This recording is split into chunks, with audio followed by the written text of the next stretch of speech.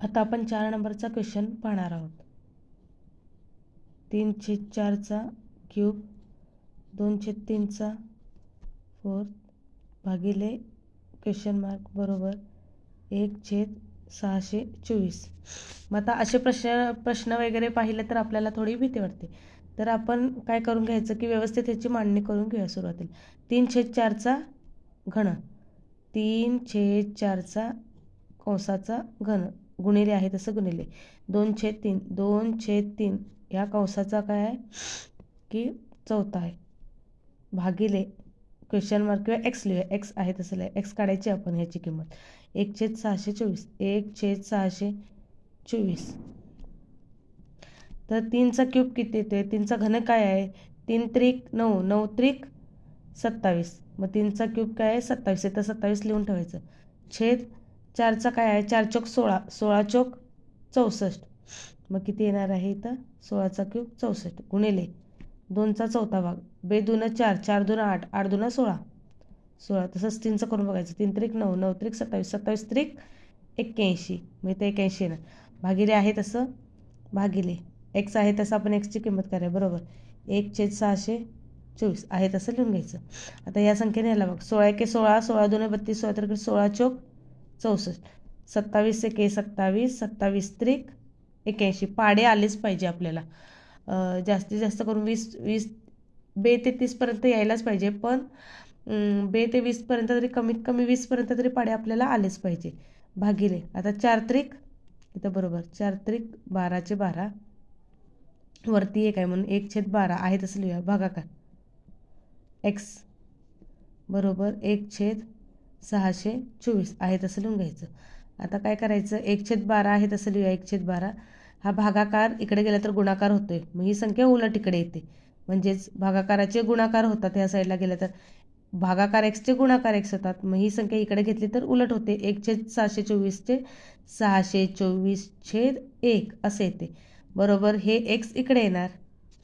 पुन्हा 12 1 12 12 2 24 12 त्रिक 36 12 चोक 48 12 पंच 60 12 पंच 60 60 उरले 2 12 1 12 12 2 24 म्हणून आपली उत्तर काय एक्स बरोबर 52. उत्तर काय आलेलं आहे आपलं एक्स बरोबर 52. असल्या गणित वगैरे बघून आपल्याला थोडी भीती वाटते. पण काय करायचं? सोडवण्याचा प्रयत्न आपण केलाच पाहिजे. त्याशिवाय तर आपल्याला जमणार नाहीत. आणि IBPSला तर अशाच प्रकारे क्वेश्चन विचारले गेलेले होते. 4 मोठे मोठे प्रश्न घेण्याचा उद्देश म्हणजे आधी जड सोडवले तर आपल्याला छोटे छोटे इझी वाटतात. आणि जे इझी सोडवत गेले तर प्रश्न मोठे मोठे आपल्याला अवघड होते आणि काहीही समजत नाही, गोंधळून जातो आपण. प्रश्न 5वा आता बघा 39.87 plus 56.83 minus 19.11 multiplication 3.99 plus 7.84 is equal to question mark. आता हा प्रश्न आपल्याला सोडवायचा. आता हे बघूनच तुम्हाला भीती वाटते. केवढे मोठे बापरे केवढे मोठे प्रश्न आहेत आपल्याला पाहूनच म्हणतोय आपण काय. तर हे असे सोडवायचे नाही. तर 29.87 मग ह्याचा आपण अंदाजे किंमत घ्यायची. 29.87 म्हणजे कुठपर्यंत आले तर 40च्या जवळपास आले. 29.87 50च्या पुढे 50च्या पुढे गेलं तर आपण काय 39चे 40 धरायचे. मग 39.87चे आपण इथं 40 लिहून घेऊया. पुढे 56.83 मग 56.83चे काय धरणार तुम्ही 57 धरायचे आहे तसं वजा चिन्ह वजा करायचे. पुढे 19.11 मग 19.50च्या पुढे गेलेली नाही आहे पॉईंटमध्ये तर आहे तसं 19 आपण 19चे 19 लिहायचे गुणिले. हे आपण कशासाठी करतोय तर आपल्याला गणित व्यवस्थित सोडवण्यासाठी आपल्याला इझी जाईल त्यासाठी आपण पॉईंटमधले गणिताचं आपण काय करायचं रूपांतर करून घ्यायचे आहेत. आता 19 आपण 19 आहे तसं 19 केलेलं आहे कारण की 50.50च्या पुढे नाही आहे छोटी संख्या गुणिले आहे तसं आहे. 3.99 म्हणजेच काय होते 3.99 म्हणजे 4 होणार इथं अधिकचे अधिक पुढे 7.84 म्हणजेच काय येणार आहे 8 होणार आहे बरोबर क्वेश्चन मार्क येणार आहे पुढे. तर इथं आहे तसं बरोबर चिन्ह. आता काय करायचं आहे आपल्याला तर ही अशी मांडणी करून घेतलेली आपण.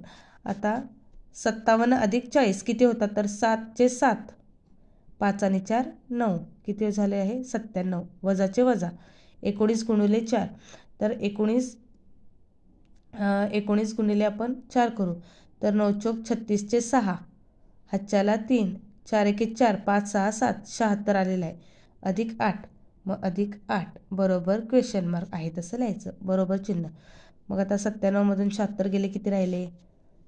7तनं 6 गेला, 1 राहिला. 9तून 7 गेले, 2 राहिले. अधिक 8, 21 अधिक 8, इथं एक्स होतं, एक्सची किंमत काढायची आपल्याला. 21 अधिक 8 किती झाले? 29, म्हणून बरोबर एक्स, म्हणून एक्सची किंमत आपल्याला काय गावलेली आहे? 29 गावलेली आहे. तर पुढे 5 प्रश्न झाले. तर 6वा क्वेश्चन आपण पाहूया. तर 38 अधिक 41 गुणिले 441 भागिले 21 कंस पूर्ण वजा 17चा वर्ग बरोबर क्वेश्चन मार्क. तर आपल्याला हे गणित करायचं आहे. तर आधी काय करायचं? कंसातले गणित आपण आता बॉडमॉसचे क्वेश्चन सोडत आहे सिम्प्लिफिकेशनचे. तर कंसातले आधी गणित 21चा वर्ग किती आहे? 441. मग काही वर्गसंख्या पण आपल्याला माहिती पाहिजे. पाडे काही छोट्या छोट्या गोष्टी आहेत. पाडे आपल्याला पाठच पाहिजेत. वर्गसंख्या काही 30पर्यंत आहेत ते आपल्याला पाठच पाहिजेत. म्हणजे काय होते की आपल्याला वेळ जाणार नाही किंवा पटपट पटपट गणित आपल्याला सोडवत जाईल. नाहीतर काय होते की आपल्याला आता ह्याचा वर्ग एक 441 441 हा 21चा वर्ग आहे की नाही हे पाहत बसावे लागेल. मग त्याच्यात वेळ जातो आपल्याला. मग 21चा वर्ग किती आहे? 21चा वर्ग आहे 421. मग आहे तसे 21 इथं लिहून घ्यायचे. हा कंस आपण सोडून घेतलेला. गुणाकार आहे तसे चिन्ह गुणाकार 41 अधिक आहे तसं आणि इथं 38 असं लिहून घ्यायचं. पुढे आता हे कंस झालं इथं वजा.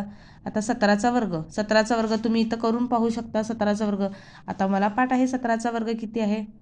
तर 17चा वर्ग आहे 289. तर 289 आपण इथं लिहून घेतलेला आहे. आता गुणाकार आधी गुणाकार या दोघांचा गुणाकार आपण करून घ्यायला पाहिजे.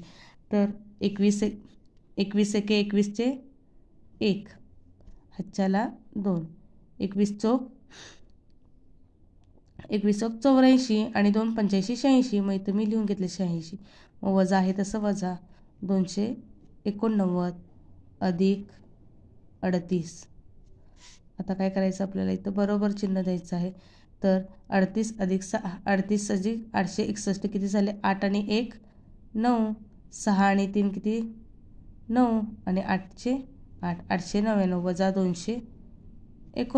आता ह्याच्यातनं 9तून 9 गेले 0, 9तनं 8 गेला 1, 8तनं 2 गेले 6. मग आपले उत्तर काय आहे? 610. तर पुढे बघा आता 7 नंबरचा एक क्वेश्चन आपण सोडून घेऊया. अशाच प्रकारचे आपण दररोज प्रॅक्टिस करायची आहे. आता माझ्यासोबत तुम्ही देखील करायचे. तर कंसात 14.95 कंस पूर्ण याचा वर्ग अधिक वर्गमुळात एक्सचा वर्ग बरोबर 12.24चा वर्ग अधिक 14.85चा वर्ग. आता ही संख्या बघा ना, बघूनच आपल्याला भीती वाटते. काय करायचं आणि काय सुचतच नाही. पेपरच्या वेळी तर एवढा वेळ कमी असतोय ना, आपल्याला अजिबात काही समजत नाही. मग त्यासाठी आधी प्रॅक्टिस गरजेची आहे. आता 14.95 आता मी वरतीच तुम्हाला ह्या गणिताला पॉईंटच्या गणितात सांगितले. पॉईंट म्हणजे आपण काय 50च्या पुढे गेले तर 39चे 40 धरायचे. आता 14.95 म्हणजे इथं काय धरायचं आपण? 15चा वर्ग अधिक हे आहे तसंच आपण उतरून न्यायचं. वर्गमुळात एक्सचा वर्ग बरोबर आता 12.24 50च्या पुढे नाही. मग 12चा वर्ग 12च लिहायचं इथे. 12चा वर्ग अधिक 14.85 म्हणजेच किती धरणार तुम्ही? 15चा वर्ग बरोबर. आता खाली आहे तसं करायचं. आता 15चा वर्ग किती? 15ची वर्गसंख्या माहिती पाहिजे तुम्हाला. 15चा वर्ग म्हणून म्हणते मी वर्गमूळ वर्गसंख्या माहिती पाहिजे. 15चा वर्ग 225 अधिक ही संख्या आहे तशीच आपण कंसात लिहून घ्यायची. पुढे 12चा वर्ग किती आहे? 144 अधिक 15चा वर्ग किती?